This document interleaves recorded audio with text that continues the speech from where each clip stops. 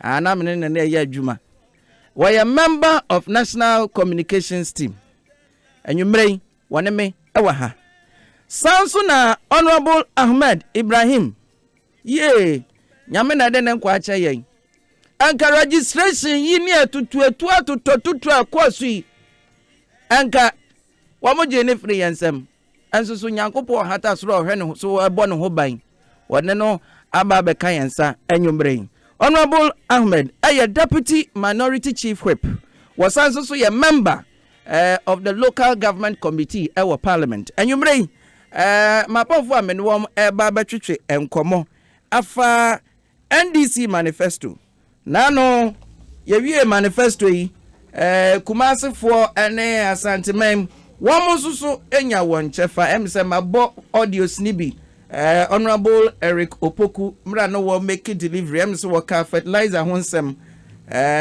mabo honorable Adongo ewo ka sensensem we awo no nsusu nano wodi tu dwa sanso na mabo president Mahama any sword cutting akwakwa SSC no ya you so we president ya and ye hia ne so wo betena se 4 years no wonya hwe na se do election year ana se abai afia ya betum aba na just wakọ timber market akwakọ to Sophie na wato pickers na de gu ka mu ese wo de wonenam na wo cut sword nia akwaso krom hanie na enwumre ye bedi ni nyina ho nkomo ka hunu se NDC akan wo mo manifesto mu under local government say we assembly mania tumuda esense eniama pa eba wakwan mu wo mo ba betre local government mu ama obia eho aheha ho mene ne be se enkomodie na se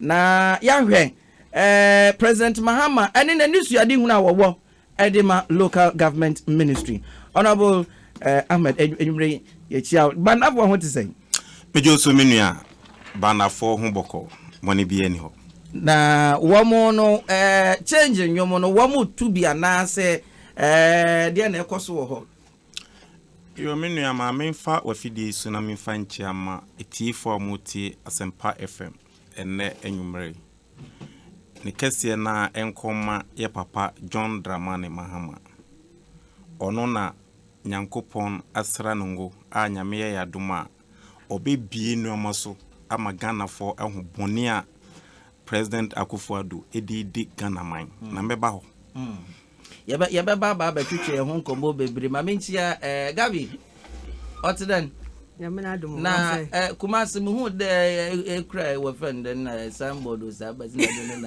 de nam kumase abajo ko do kumase wo friend retail campaign ono ya abede retail campaign ono yafa oyo wholesale that we retail say wholesale the president mama no release wholesale and I want why yeah in the yafa na so ya twan ama ya turn policies na magana fo na wakwa kumase fo se de afi wanye ndise bokwa it was fantastic abazin de hunu kumase yako kumase ayi yedu ho Monday nyimbe nti Tuesday an opportunity na ya start ya street campaigning yako Anoga Junction yakafafa KJT a Subin constituency Bantama constituency bebe ye ka fefe bian edom our ba word to nyum word so was yet sem e bi crowd was and e bi crowd no orusu was the president Mahama beji ye motu ma send video na mo so was beji ye ho akire beji ye mbesi afo was what turn azia won to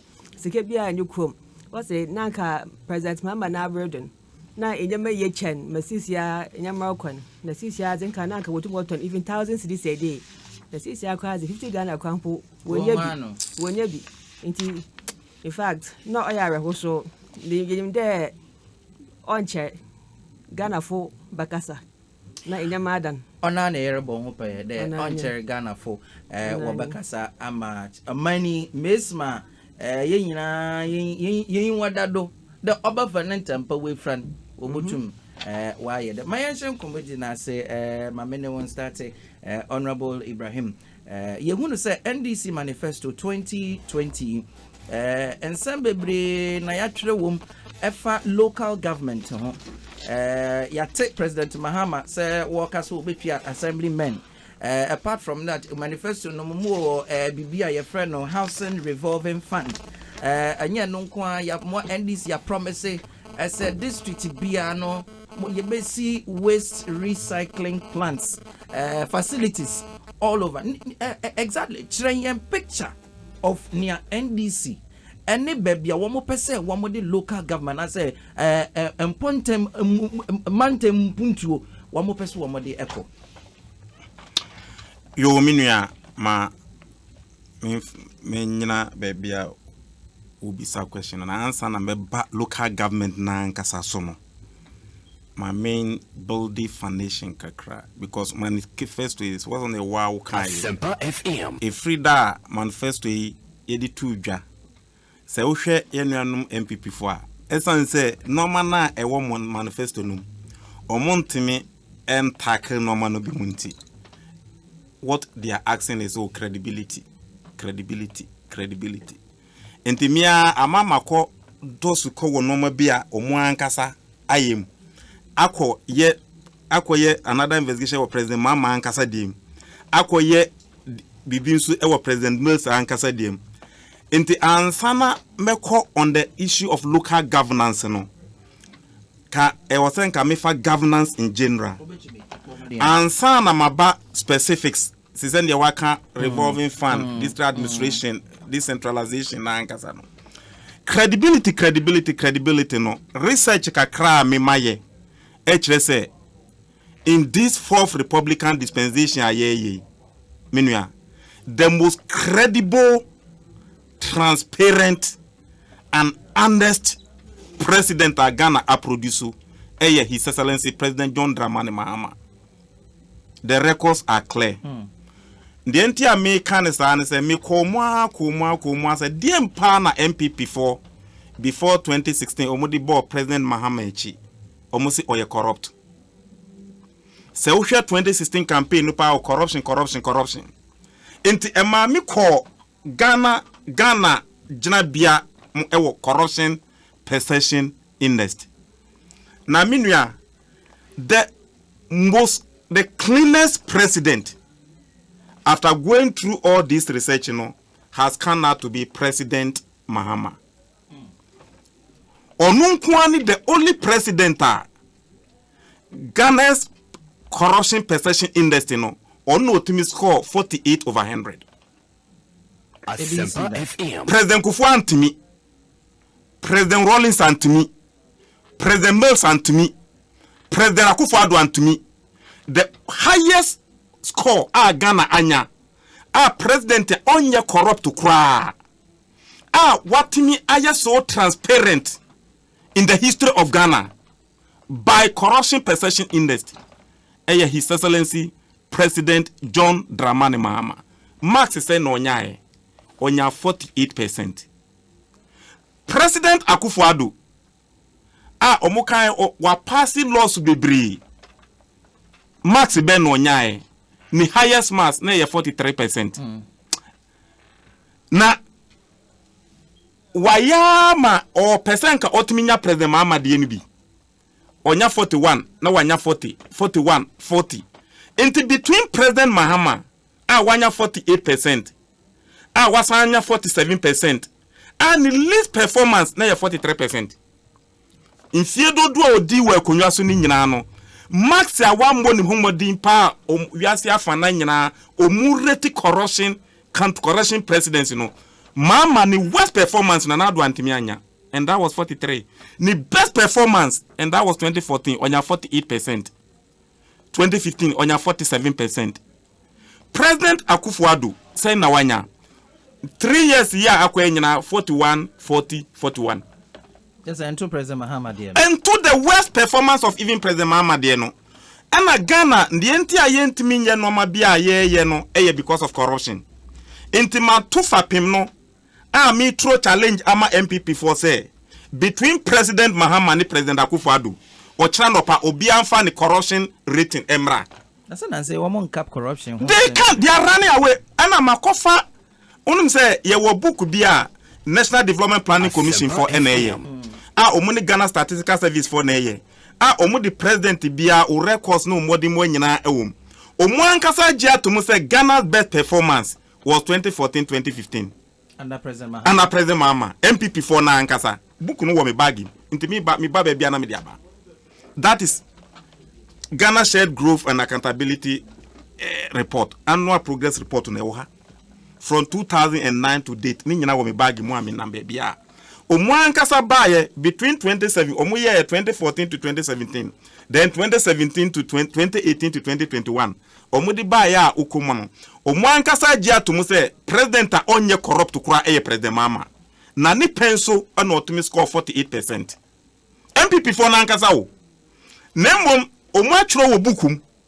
Nso mu pia bonte omunka. O ena Mahama ye corrupt, ena Mahama ye corrupt, ena Mahama ye corrupt. Credibility. MPP talking about credibility. Who was score 41 over 100 or no was score 48 over 100. When are you credible? The records are there.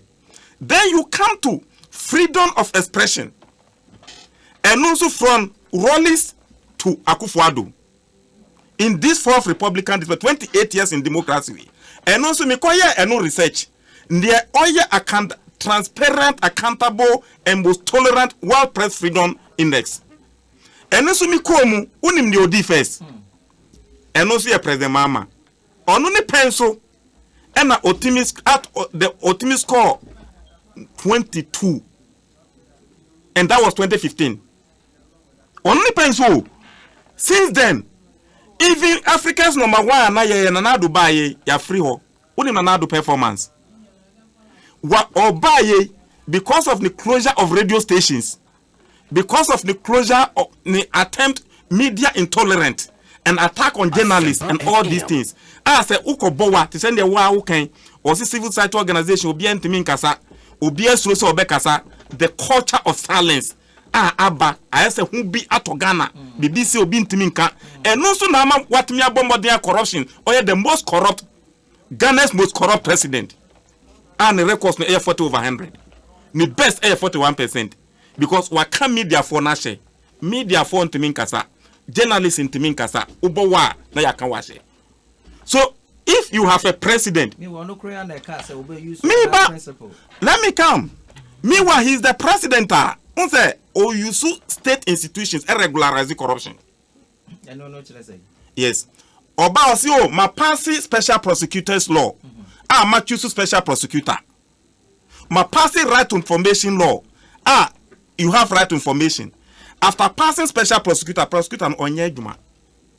After passing right information, now I stand man who moratorium. My passing law no now you ask for your boy and some man, or we are not the Ashadakam. Only maybe right information law was this year. Does it work? The same oh yeah, na Ghana for Bomun sama mano. Nanso mfanye Juma. Now the Media Foundation for West Africa. Wamoch the Edeko NCS or Muhia documents be under rights to information. They can't. To me, and no crampo this law no nye Juma institution says oh yeah ni strategic infrastructure was oh yeah ne Juma o man who 12 months into a passing law no see parliament Mr. Ma mumma me 1 year sana mrana ye Juma. Me wana wa dikan etia sika kwanso a o se man to nyom frɛ no na wa pass right information wa ye ne obi nye bi da onim ni performance. He's the worst.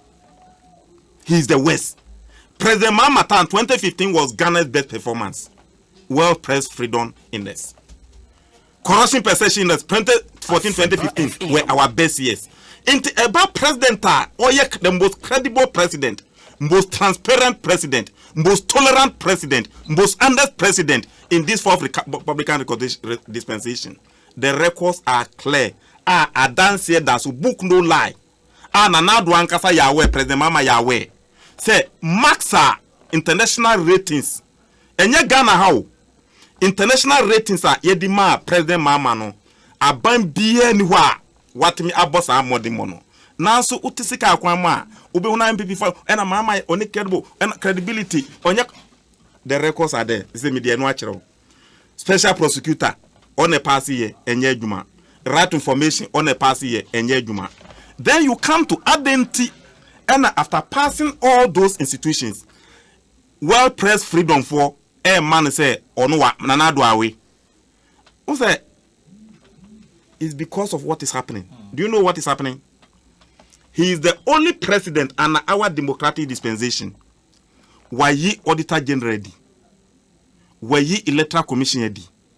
On one kasa afa wa party Supreme Court. Musa Supreme Court more opposition no say we need only 11 judges. Say Ghana Supreme Court judges in Kwa 18. How? Now Supreme Court for air kotna cases wa you need sometimes omo empande 5 7 akwas wa 9. Say Supreme Court air 9 judges 7 judges are. Na do nkwa judges or the akwas Supreme Court between 2017 to date ebro 7. Into onunkwa appointed 2 chief justices. As I appointed the more than the required number of justices to the Supreme Court. Endra appointee ya ko appointee on one constituency party MPP constituency chairman say to the High Court. So when you look at governance and you see say the diplomatic community they are not watching, omu watch it. So they know say abayno oye kan kabi. Media me mayan kama say who could football? One kasa would do goalkeeper no referee. But how do you lose this match? One kasa would do goalkeeper. So, Auditor General and my Parliament etimi jani nanso. Eye juma ye kase tolerant and transparency. Inti minua tolerance and Auditor General me you wedi. Mi ankasa me di mi auditor ba. Electoral Commission me you wedi. Mi ankasa me di mi Electoral Commission ba. Supreme Court nunso ma paki judges as many as possible. So when you assess all those things, and the worst of it all, may bar Parliament 12 years in it. For the first time, it was ya jai a pay court of appeal judges no. Na yenzo ya be promote to be no Supreme Court. Ya jai high court judges na yenzo ya be promote to be straight from the legal practice, private lawyers from President Nankasa Chamber of Frewasi Supreme Court. So how say me ni president in your case na ye de ko and as mama ni president in your case president on one chamber lawyers no or the uma jumpo appeal court judges in high court judges e do uma Supreme Court na ye cause na ye so montana case so do you think the confidence in the judiciary will be there? And non we have problem with the national governance and sana about local governance na osemen kono into me foundation na me building no that is that. Then before Sembebano, then you come to the economy itself. The best managers of the economy in the history of Ghana, and also the records are there. As the Oko MPP for Nabukumo, Moso Mujitum, NDC. And that was the most Mahama administration. The highest GDP growth rate. That was 14.4%. Do you know which year? That was 2011. The second highest was 2012. And that was President Mahama.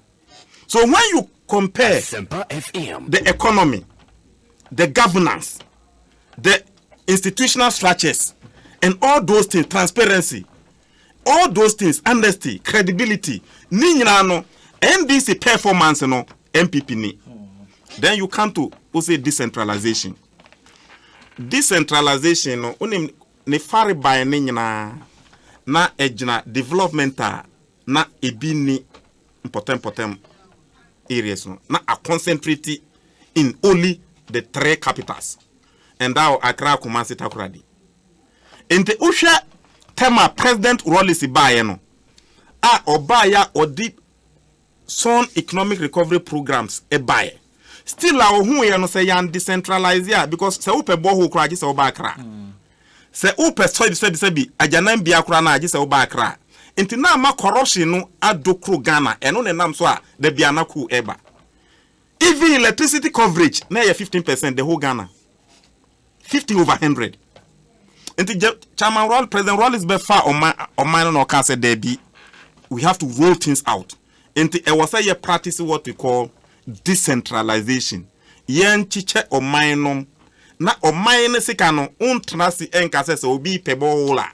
Omra Accra, Obi Pajanambia, Omra Accra, Obi Pescuna, Omra Accra. So in 1986-88, Enomo say Ghana should go under decentralization. And that's where we started practicing effective decentralization. Into yachi chair or minum, and or mine national cake in a drewa, na enus na yachiche. In this say, uye or henebia, Ukromukra said, this crash in Okra now to one do sikaba. Se uni kracha enu chere se unim ne ahia wo ye de sika no ba wo na unim ne ahia se nsu ana wo de aye na enkwese obi betena akra ha na wa decide for you. So we started practicing decentralization under former President Rawlings. Rawlings yeah up to 2000 and Odima President Kufuor. Tema President Rawlings Edima President Kufuor na 138 district assemblies ewo Omanwe.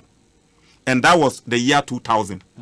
Now 200 constituencies. And that was the year 2000. And President Rawlings Edima President Kufuor. Now that is not the only thing NDC did. We no. And they pass the value added tax. And they pass the get fund tax. They pass those as in the count. And the now from between 88 to 2000, Rawlings was able to vote.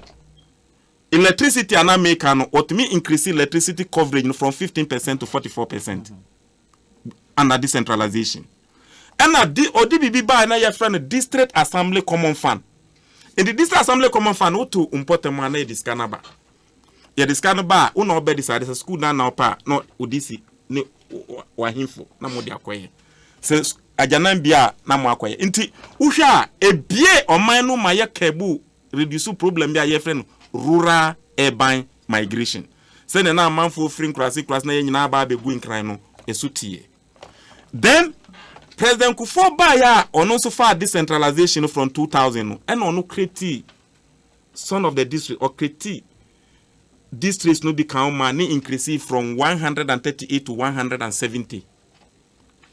And that was between 2000 to 2008. And I yes ye be fire President Mills ni mama be fire. Ye be fire no yes ye create districts no be from 170 to 216.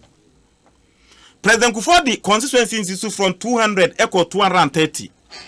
Yes, you be fire and Mills Mama administration so increasing from 230 to 275. We are now coming to the challenges and the problems are. Sa normal we nyina ekriti. And in the Mahama say oba abeso.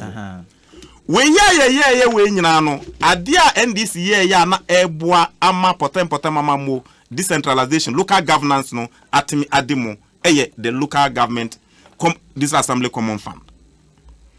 The district assembly common fund and the NDC most Mahama administration is 7.5%. Nana Dubai ya obefa akonwa the first year we any say oteso from 7.5% to back to 5%. So normal kaso mo ye realignment Odiba 5% no and odibi bibi friend capping policy. Inti oye wenu ye no ena osan divided the local government ministry no. Once you can local government ministry, once make insio ajanambia and housing. Housing all over the world a municipal function, local government function. Ajanambia sanitation, any water, and all those things a municipal function. Now Dubai essence no person or no satisfy the party interest in tea. Oche local government ministry bakuno oche mu 5. You ask me which are the ministries? Oyi I ministry and exist under President Mahama na bakuno oche mu 5. One by wa baba che mu 5. Oche mu 5 ministries. Enu mu no oche yi bia ye friend no zongo ministry. What you say? Who the local government say na e2. Enu mu no say yi bia ye friend no sanitation. Ministry of sanitation. Udi enu kan wana eze na e3 enumu ena osan yi bia ye friend special development initiative ministry omo ye down omo ye down udi kan wa na e4 enumu no osan yi bia ye friend monitoring and evaluation udi kan wana eze na e5 enumu so na kakra bi wa ye friend planning minya ministry baku nipa miensa pe honorable Julius Debra ene ni 2 deputies na eye ono ye handing over ene odi ma honorable Collins Dauda ene na ono ni 2 deputies asia ni Vincent Opono ye sa ministry ba ko na nipa miensa eye no na do achemu mako nsia wa chemu 6 na ochemu 6 wiye no wasan yi deputy ministers in the Ministry of Local Government skeletal ministry no enu nkwa no wa yi deputies in miensa plus substantive minister 1 nipa 4 so bo badwuma omutiwo No say on ana mediba. On say my lay foundation na mediba. Ya cha de no 6. Ana ye di nipa 9 akwa akogu local government no. Ana ye di nipa miensa akwa akogu sanitation no. Ana ye di nipa mienu akwa akogu zongum. Ana ye di onu ankasa ana ye di nipa mienu akogu monitoring evaluation mu. Plan into what kind ministers say wo na. It's like an overburdening the resources of the taxpayer. Then you come to dear no see omunye. My culture say what is so from 7.5 about 5%. Wasa kapo. Me ne wo kasa another date here 17th of what? September. Into which quarter mo na away? So more last quarter na say. Yeah, shela. Me ne wo kasa first quarter this assembly common fund no krampo na do atete so ama na ba 5% no on twawe. Out of 360 million Ghana cedis e was the Otua Koma district assemblies no first quarter no on twawe. Watua mo 320 first quarter o. Into on tua second quarter, on tua first quarter and we na waba second quarter, na waba third quarter. And so na waka say uko fourth quarter na yakotwa ba. So from the look of things, it presupposes say first quarter no krampo no yambo na chipa nya de obetua first quarter na we na de akotwa ba. Untimi unuama obia forso. So as it is now, conclusion me drawn say adia ye friend no decentralization and as a local government concept na do oni gidi wom. Ena esan say what team upe bibi e was special development ministry agisa oba akra. Upe bibi e was zongo ministry agisa oba akra. Upe bibi e was water and sanitation ministry agisa oba akra. Inti adia na roles ni president Kufuor ni president Mahama nom epese potem mama mbonu opese ye deep in decentralization na nadu ye bibia ye friend no reconcentration. Say first ana uhia KVIP a uti ukrom u district na the common fan nako na woni assembly members na mako decide ya no say uhia sa say ajanambia na gisa ufuka eba minister of special development mission Menfa Gabi Embremu Yabai will look at and someone you've given us one my a very general background, very good one of course. Yabai you've been moving into specifics of what Ghana and India also expected a free President Mahama hope going into 2021 and beyond. Gabi, Mama from Brad, the moon Komojuchia, yeah, with the NDC manifesto, Nizame no wa church Ozama, Mesa Fona, Mofraba, one yezi, Mapade Mama, the Marquay, na what the good manifesto, but no, Mizim Magana from Ma, because while in the society beyond Ma will play a very critical role. Yes, Shason, ma Minchia, yen etifo. When I would say him, when I wash a hand through a Facebook live on other platforms, no. Michia wina Michia, I would to send your West constituency for saying my constituency. Oh, you are the man or the Michia, your friend, Fiancona, Kufu Credia. Mamma, about Miss Senior Hannah Tete. Yo, I mean, no more also. In Michia, Michia, yen parliamentary candidate.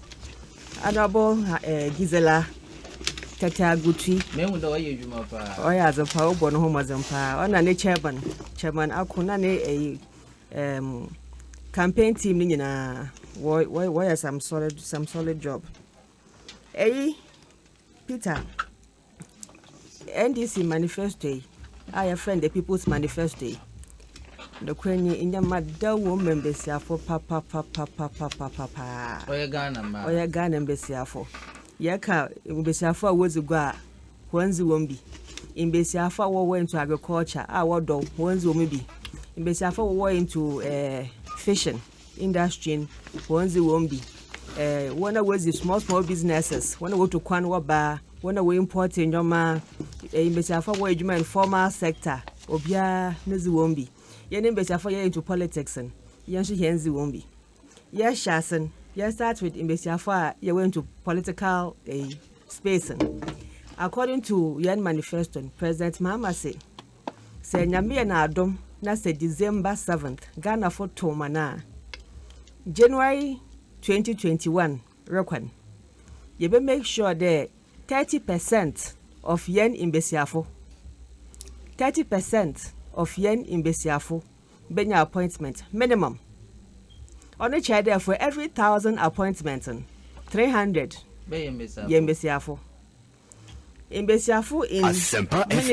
ministerial position, deputy ministers, chief executives, chief directors, board members, CEOs, managing directors at the municipal and metropolitan and municipal district assembly levels in Besiafo Boko Hobi. In the area structure of civil service, public service, the political governance now in Besiafo opportunity for women, they be an year per day affirmative action. In Benyafon what prebia, but it's opportunity near Boya Mahende.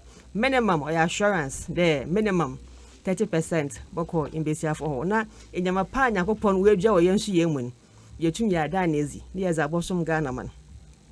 Auto de bien in Besiafo and Canterton, Naka echo maternity leave 1 or 3 months. What 3 months no sooner say ba. Juma from 8 to 3 o'clock now upon now Koshoba. 6 years in Shishaya and there. Them 3 months maternity leaving. President Mahama na running mate Professor Nana Jane. In the share was up in the 6 years no maternity leaving. Ya extending to 4 months.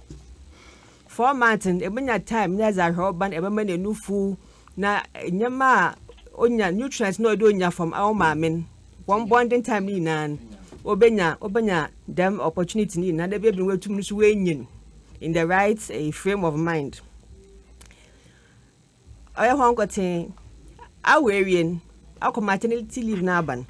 Another inhyehyɛ hwan dey 6 year no ye be create creche, kindergarten, nursery. Ewo workplaces, both formal and informal. Inti you find that your market bi wo hɔ in what design marketing why a crash woman a mamefon was one baboko na one work juma ya peda ya extend them programming to other working areas into other ministries you be creating crash working medicine what was one be go till 5 o'clock epuna na aka for banez no kofie oya won kotin market is in your baby or transport terminals you be ma why normal as part of your normal even echo corporate Vodafone MTN honani nan when I be encourage obia that wants won't create them crashing or one workplaces for in Besiafo na in Boframan auto de basa Ghana young girls bi o hwa in the young girls be say sabe all the time of the month na say wo bu ansa won go school now as in what affect one education in this year in share ko so oho wo yen manifesto no munye there young girls are we do adolescent age no they be supply ho nyina with free sanitary towels oya hwan go tina the police no be si you will make sure that them sanitary towels you produce for Ghana Chrome here. Young population 51% na we Besiafo. Nyakopon so na nakasa o hye there besia biaze or da bosum bian. Wumu onyema bi or done no asesa. Into a huge market business fund. But unfortunately over the years you support importation inti. NPP manifesto was once to reduce the importation duty. Na kofa to import no more NDC ye hands are strong kunye there yes ye pede ye reduce duty ye pede Ghanaians will produce them products na yezema students free na your competence wa ha your company wa Ghana have since the 1990s and we don't for one Fatex will produce in the time president no your free sanitary towel policy with the World Bank facility right now what to do na was supply from a Ghanaian manufacturer into them in ya bida na ya babe blame na ya ma why permanent am my young girls as I go so when there see why national service postings nazi young girls go school no wo ko hwe adwuma na embenyufu bi wo ho a wo peda what one ka wan sana wa young girls enimonyama nyakopon oza dom young girls. A major problem. Na in benyufu bi. Wapeda watu mbesiafu ye hu fin. Ehu. In a CC, only my favorite policy. Because CC and you better chunk off rough. Eh, she show way there. Say, Benin, na say, them no wusu banta on the kasachra. Because NDC bar, ye she share embra to ho. Anti-sexual harassment law. Also, one, embran. Onyu busy papa. So you pande by national service. Now pede eto was answer. Recently me story be there was a young girl no posting na area a office champion. Wasn't there one for girl in yanko by force. Na before penyefo obodo wondon. No what on is. Messiah as nyame shiro. Actually 2021 umbra na lo yin adwuma. E ko sure baase as e becho. Another you saying there. Okay, last a month, na your damn story be a oje Ghana nyina na attention, Madam Denta ni wi ya na woku na wase oye be you phone. Nyankopon ye na wa me na adom da yemfo hu de ye be ya na de yin ye be ye. But wa me nyansa de oye social protection against minority groups. Now, the northern part of Ghana, because of one traditions and customs, them issues of witchcrafting are a very deep and very sensitive issue. It's more way there, any local authorities, but plan strategy, ye na yebenya ntase, there, them wo bunyi pe wekunin, na wo bunyi pe beyen, ewiasen yekwe nenyim, them enyaman oyetete. Inti Yabasra one. Yaze ensheshaya bogu ho. Yezi be deal with them issue of witchcrafting. Ye be create shelters for people who are accused one of witchcraft. Them Gambaga witches camp nas ni nan. Ye be close ni na down. Now instead of honoring, ye create 2 shelters akuwa tamale na akuwa sunyani. Ye be support them in with humanitarian assistance. Because apparently, what's the north one? Say, Obi should then ask, oh, they didn't pay 9 and Wabury. Meanwhile, Abian and Diana Cranaka as a papa will. But once away, when you were Denim Gotese, a suspect. It's not yet Yamawan education. Ya sensitized communities in there, them a adrenaline, or the way you feel when I dream. Because I can't say you've been who before a quack, I told you no day. Ona nchede yipakuno ye beyufu ana bibidam nti ye educate them so communities ni nan there one jay them azan Madam Dentanazan ye pedo ye last one ye mpre dem azan osiwo Ghana eman mu bio se obi ye beyufu a ye nyim ekwana Bible ahihye de wo feyi dem azan onye no kwana obafado na wo na one year but because of stigmatization, the harassment meeting, once offer another alternative, was a show one to work camp be a seek protection as an never how I ever create a social support system.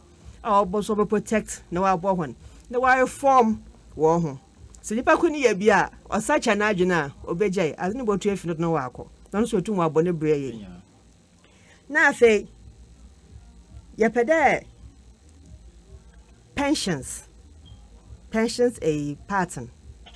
You are a general, but me pedamo because of embassy afuna wants to be a woman. Because me there apart from under gender, echo other sectors the cocoa. Was Ghana ma echo pensions are the same things like different sectors and one provisions or what was exactly. In the area of pensions then your pensions for formal sector. Now you have a promises for pensions in the informal sector. Informal sector fund. You create pension schemes mahon. In Besiafa wire into hairdressing, war pamazi, wire into wire traders, where the go markets, cocoa farmers, other small agricultural cooperative groups. You informal sector fully nan. Yes, when in ba onto a pension scheme. Into a Juma BRCC area, by the time about the age of 16, na wo so etum etietia bibi kakra wo ho a sese bi entuma ye adwuma a ebotum eza ahwe ho. In the formal sector, workers are Ghanaian workers will contribute to pension scheme. You when you may be in are very important. You pay amend Act 766. Say a contribute to SNET. Now say somehow on unfortunately a loose wage man. SNET scheming but support with allowance whilst you search for another job. Into the minimum pension a simple obi ejawa to work na wakoti ebre support kakra baba for the time I area adwuman enya we adwuman pay we normal SNET contribution na wasan wa kiki ni bio say I contribute 120 months which is equivalent to 10 years minimum.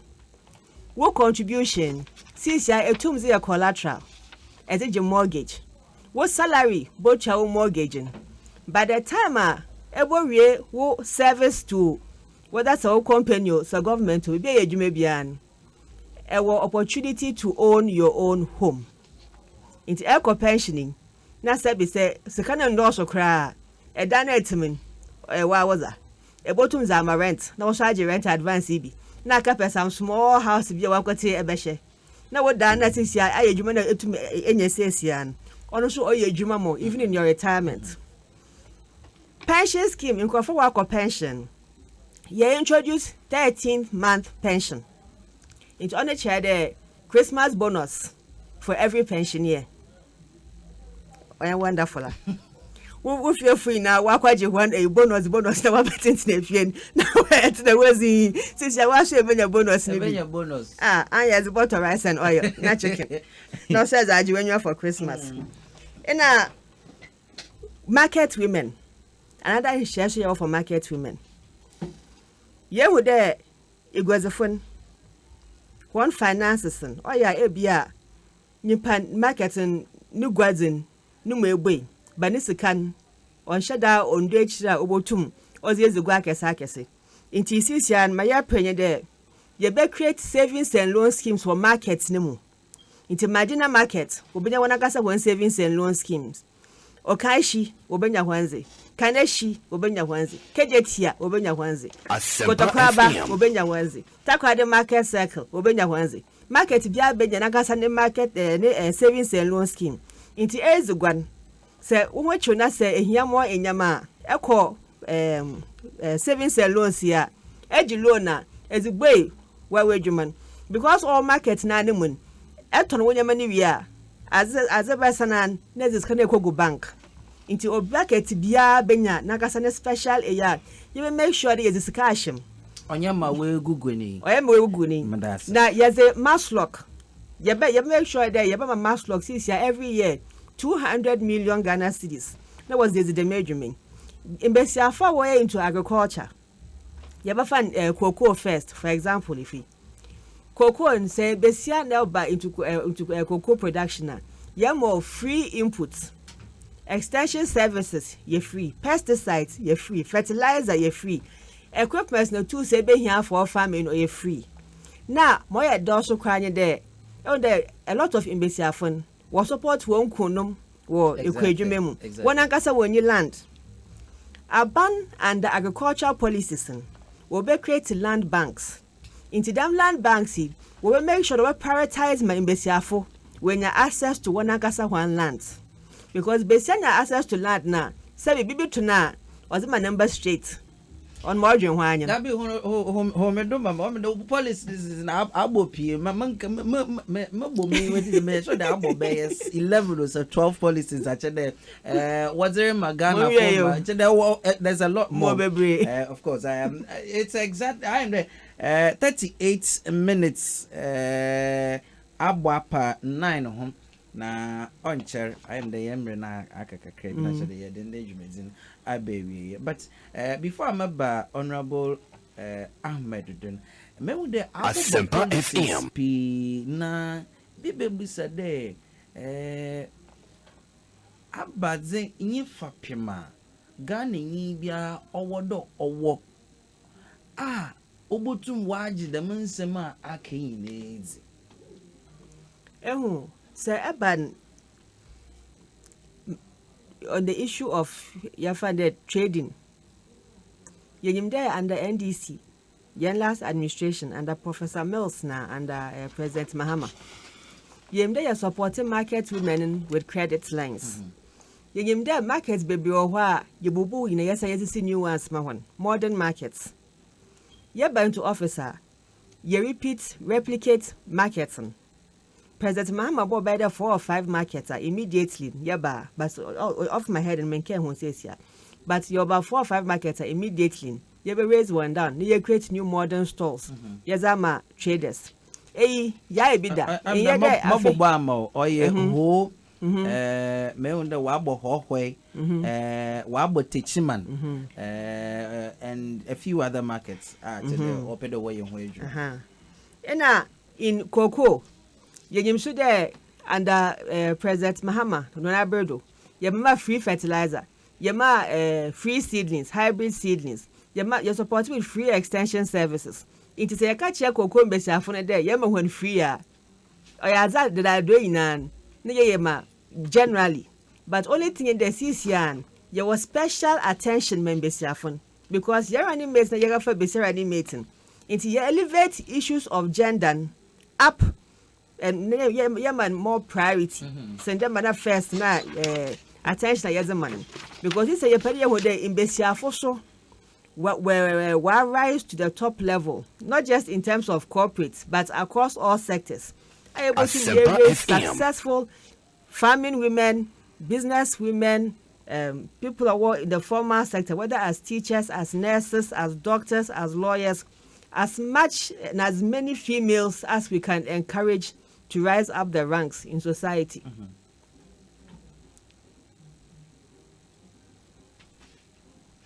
Asampa 94.7 FM, so Minority Caucus Jumedie ena wasuguswa wotie me amenu ba Gabriela Tete ena motene nka se watchre yen eyeniama pa NDC manweko ediesi ho ewo omode egu omo manifesto mu atese omo ba 2021 nyame adom yede begu akwan mu a yede ma eyedi ade aba Ghana for emma so. Honorable Ahmed, say yemre na aka no isa. But ye bebo modern say Gabi aka pension ne mortgage ho asem. Be hunu say manifesto no mono there's an issue of a housing revolving fund. And ra say many Honorable Nilante kan ho asem e wo potoka say mo council say mo be see waste management fund. And yema ya mo keken e ya de mo betumi aye. Menya as if say now my dream. Say on say ya hihye say ne ya arrange normal no e manifesto mu no. Say o ready manifesto na was one hwe kwan a ye be fa so aya. O photo frasa na e be ya wadwen say ne ye kan tro bi na ye di. The first point President Mama say obey here from A up to the last one no. Enye A no a payment of assembly members na di kan yo. Was it say oba he will reassign. That is point G. Manifesto G. Was it reassign and integrate the traditional local government functions such as sanitation, community development, assigned to the amorphous new Minister of Special Development Initiative back to the MMDAs. In the Minister of Special Development Initiatives, no, everybody become local government. What you say? Then you come to say reintroduce and reinstitutionalize. Yes. Or say implement the recommendation of the Constitutional Review Commission by relating to local government and decentralization as asserted in the NDC white paper for the re-election of assembly members. And also ministry BT say national and regional integration. The Nambuchu Diano and also functions on Beba local government. Zungu Beba local government. Sanitation Beba local into ministries makum 7. That's our regional ministry reorganized danwa any na wo ministries President Akufo-Addo ate eno na me ka chose ministries makum nson ye de ni nyina ye local government into 15 ministers 15 no makum ministers makum dunum adwuma no emu dumi no enye adwuma. The work will be done by only 3 people because from President Kufuor time, President Rollins time, President Mills time, President Mama time. Na nipa miensa na yesa adwuma we. Enti na Akufo-Addo bae no, adwuma na nipa miensa ye no na odi ama nipa mbako dunum. That's a great idea. Exactly. And can you imagine 15 people? So say who cancel, who integrated 12 ministers are. How many Land Cruisers are you doing away with? 12. How many drivers? 12. How many bodyguards? How many bodyguards? 24. Maminko now all your illustration work command say utuwa ubeka say agrobi and na odi but President Mama is serious. Why that and also about obey. Inti material say 12 ministers are going to be redundant because nipa trend and a base adwuma nyina into integration wo. Secondly, say uhwe oman yensika na yenya no most civil society organizations in parliament ne wo adwuma ye me wo pipa bi e wo ha me chira sika oman no ba bia se ne mama e grow economy no fire ansan odija nanado any sika ye dija nanado and that is why the first year nanado be dia kunwa na major policies are not so obey no otimi roll ni nyina out because na sika da ho Obiverses can edahin. So who read the World Bank report? Omu can claim that 2017 Ghana's economy was going to boom. Yeah. Simply because so rate sika na President Mama ni mills buy. Your national budget ne your total receipt in 2009 ne ye 6 billion. In 2010 ne ye 6.8 billion. 2010 ne ye 10 billion. 11 and by the time President Mama be free equano so no na your national budget no total receipts na year na or the 33 billion every year. In the President Mama from 2009 to 2008 8 years na NDC try equano so no sika ye GE ni na 153 billion. But look at the developmental projects ye we are not corrupt, and that is why Transparency International already President Mama say he is the Ghana's highly clean president ever produced by scoring 48/100. And the highly corrupt President Akufo-Addo, the 3 years in 40-41. The highest mark 41. So if you are not corrupt, now we are clean to send the President Mama all these things you can do. Then you come to Infano Benyaye. In our time, no, this year unim sika 3 years per scan another G. Most Mahama G 153 billion in 8 years no. Nana Dunkwa G 142 billion in 3 years. 3 years oh, and the records are here. Book no lie. Omo budget money yi free. This year unkwa 2020 year mene wo kasai minua. Unim sika oji. Budget of parliament pass mano na ye 98 billion. Oba was 98 nusa. Yem first supplementary budget 11 billion encount. Into this year unkwa oji 109 billion. Na minua abaya 8 years yeji 153 billion. Ye na ye top motorbikes ema assembly members. Okay. Assembly members onye akatua bicycle kura na ye mo mubi. Mass Mama administration no ban and see there be all assembly members must be given motorbike for the first time.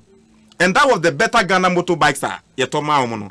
So say yetimi to motorbikes 4,000 each, 4,000 each, 5,000 each. Emma assembly members almost all the over 6,500 electoral areas the whole country. Now your catch was as say President Mama see all by oba betua assembly members ka. Osi obwa. He would do it because ya yeda.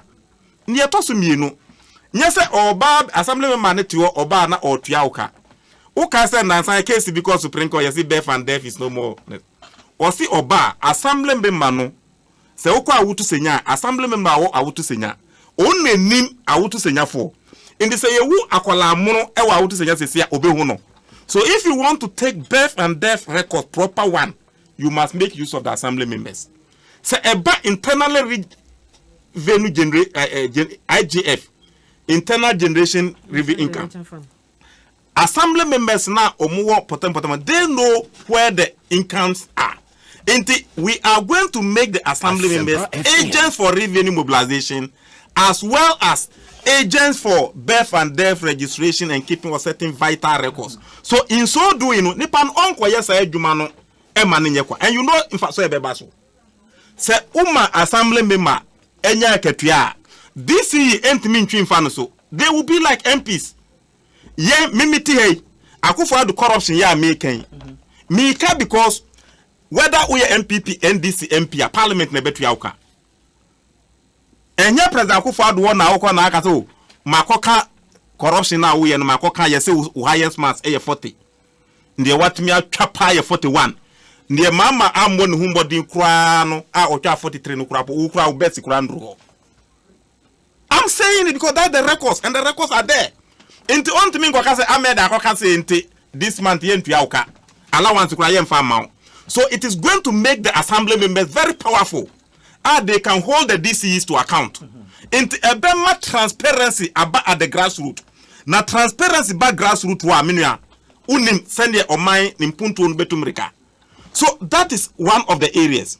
Then secondly, the Supreme Court ama ruling. You see this assembly common fund or yes can yen fan count. Na now do better kunya so unim or yes I have the document here. 2017-2018 or yes $652 million. Dr. Stevie Mentio or Bonanadu Chisa Fasikano bro one farm man of the pension. $652 million converted into dollars. And this deposited 3.5 billion or to yama microfinance in the banks for deposit. And this has can you pay. Now what beside on says na ye ka 5 years time na betu ya di bond ma omu say manifesto ya ma ka ye what beside that can free in Ghana na do yeti we say 3.5 billion baby exactly. It tells you how wicked he is. Onunkwa na enye ska mo bia enye bi because Bekai from that is demonstrations is our customers here all over and that is the making of the ordinary Ghanaian. Once a Ghana for sorry gina ye we ni brem wakopesi kanaba yamma na na do decide chide one faja anto na chi a onyiniti woman pressure or the beba manifesto and this manifesto and that is I started saying these things long time. Other President Mama sorry me no who can say Owobunu. You understand? Owobunu East or Wusu baby. When you sit in Accra, they don't respect you. Go to the people. When they see you going to the people, no fans are yet mama, they know possibly the mama has won. And they say this is something magical. They thought so man win area in this kind of man they will win. They say what they are saying is why yama coupon cry what discount to crown fabra discounted rate to crown the back home. Why are they saying so? Who say man no day? Mama day. The manifesto is so you ask yourself in the Ghana yet to you see COVID-19 instance say manifesto yanyan to huaba nanso so manifesto in the history of the Fourth Republic so no manifesto no started here juma. No, you see that is the role let me tell you that is the role of opposition. The most responsible opposition in the history of Ghana is this Mahama's opposition. Who say President Mama Obuade ena owobuoni ni di ema Ghana for? I'm telling you, and when you see his demeanor, you see it.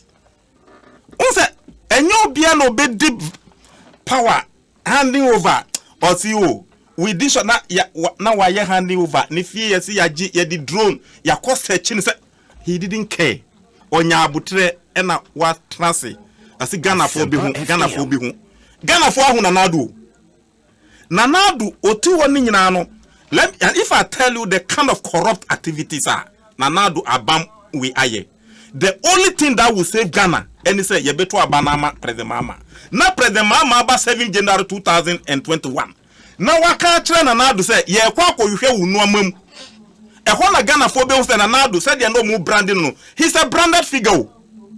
Branding ya branding na ba say Ghana fu betimi ehu nanadu said ya nanadu sitie ni ra karata no gise yesisa no nti yan tra ho 8 years sika osi otuai ask yourself say one tuya ni nyina ewie before 7 December na yeti power way e command no say ohia Ghana for to me bio ai uni mi odi be eyiwe mu so So clearly, the answer is simple and short. Let's change him. Ye change na a Bema politician are respecting Ghana for. As it is now respecting Ghana for. Eye then na mimi di misika ako bank. Bank no wagunu. Bank no wagu bank na wie no. U fa kwan bi so asa ba beto bank no. Na chefe Ghana local banks e wo ho nyina e na ado na busa for dia. Should that be the case? What geopolitical power? U sa fa economic power no akoka. Even well party for MP4 mu no wunya adwene. What sponsor ma yakoto mu nyina. So you are capturing the MPP power, you are capturing the state power, you are capturing the judiciary, you are capturing the electoral commission, you are capturing the parliament, you are capturing the auditor general, you are capturing even the golduni box ata e wa sa so a ye nyanye. Abba. Complete capture. Is that democracy? When there was a Ghana for yema ye ni bre. Yes, democracy na ye keko. Ochenti yema ye ni bre. We must see the two sides of the politicians. I ask you a simple question. The battle is the loss. When was the last time Nana Dukai? Say the other can say this one too shall pass. Or first or better the battle is the loss because what did Yami Hamo? He can say the battle is the loss. Oh, this one too shall pass. Or see Okosi Cathedral, what's he? Nandra, that's what I say. Oh, Nanadu is building 100 bungalows for judges. How many bungalows for judges now are collapsing? What demolition? Ridge. Are you accounting for that? Who demolition did you tell Ghanaians? Say, ma demolition about 20 bungalows for judges. You didn't tell us. Let me tell you. The Musima and Rao di Boni Husamrani. Haruna Idrisu, minority leader. Onuna da ye pass district assembly common fund. And no can say the state of judges for bungalows nationwide and yet into yenye portion of the district assembly common fund na yen fancy judge for bungalows and edishemu and yana na do initiative. Mr. Haruna Idrisu minority leader on the in opposition. So I'm telling you that we are ruling in opposition. We are setting the pace because we know how to do it. Inti udi enoso etuncha usi ye be den na yaye. Inti uka 2 minutes na say ye be wie. Uka we nyina bom. 12 redundant ministers with all their accompaniments in nyina. Now why increase this assembly common fund no? All year revenue in the Supreme Court CM fund can one you calculate the 5% to 7.5%. Now we calculate 7.5% in a womb. The amount of money at Ebeko district assembly so no, you will see true development as it is now. Uko in the district assembly. Meanwhile, I would say development na hana tete any DC no area I would say now do you see something happening? What is happening no? You don't nothing is happening. Inti say na wakofa shovel ne pikas agu ni kamu. Oba ukromo ni se mo be demonstration inti oba ya be so kate. Mama si yembisa ni se na e budget no. Then you come to the upgrading of certain places, certain areas into municipalities and metropolitan. You come metropolitan area. One town city with a population of about 250,000 above. Uko kaswa, omu registered voters in kwa eko 170,000.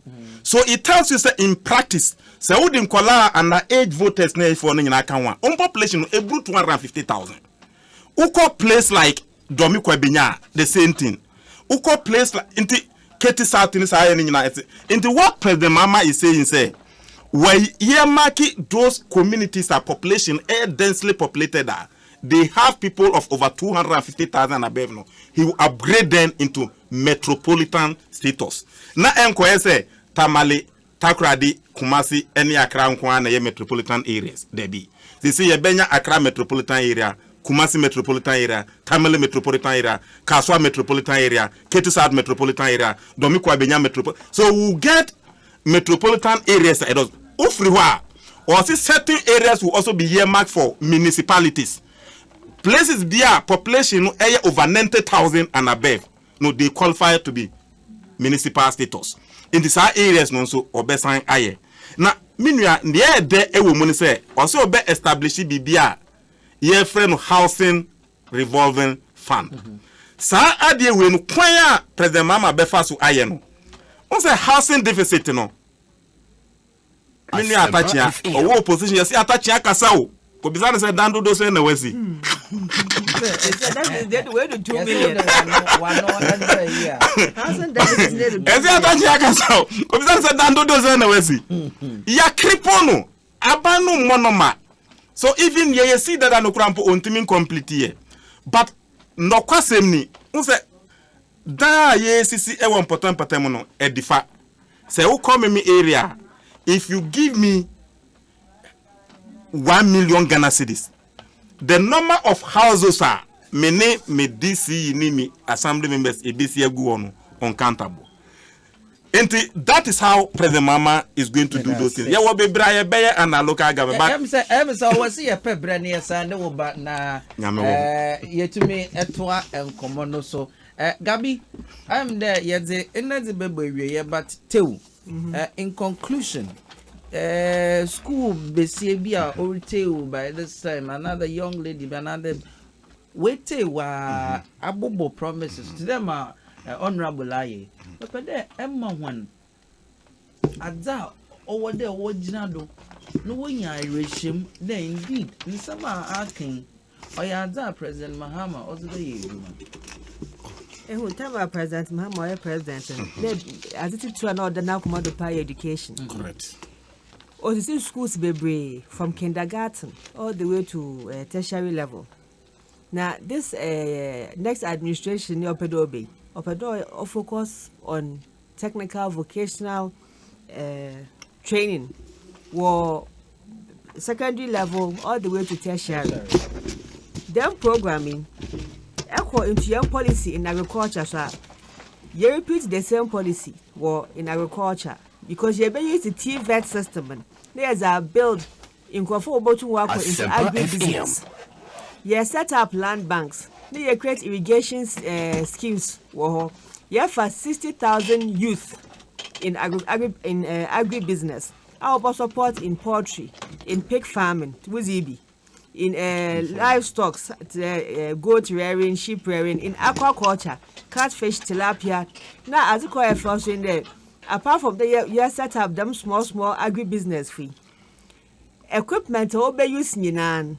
You make sure that you fabricate Wagana Chroma. It's a kind of musician. You have to support one of the basic cages, Nazan, one of the million facilities. We produce feed for them businesses. Ninan. Now it's the kind of sasha, one farmers. No, you create people who farm poultry from cage to table. One of the programs. I can't under President Mahama. Yema poultry farmers 20 million Ghana cedis. Now you're connecting one to importers of poultry because near Peri minimize importation figures. You repeat the same program, but since you're scaling up because you reduce the imports of rice, imports of poultry, imports of sugar. It's major staples that you're importing. You're minimizing. Now you support local Ghanaians. Now, was what will contribute to 1 quarter. But that's a papa, yay. Thank you very much, Madam Wanase. When they bien, Honorable Ahmed Ibrahim, Member of Parliament for Bana. Honestly, on Ukrainas, and so minority, deputy minority chief for Posaso, member, local government committee, Parliament. Sazuna Miniaba Gabriela Tete, National Communications Team member at the NDC Amanyoko. Madam Munina say, na mesrese mobaba enkomono atwa so ewo mumfie.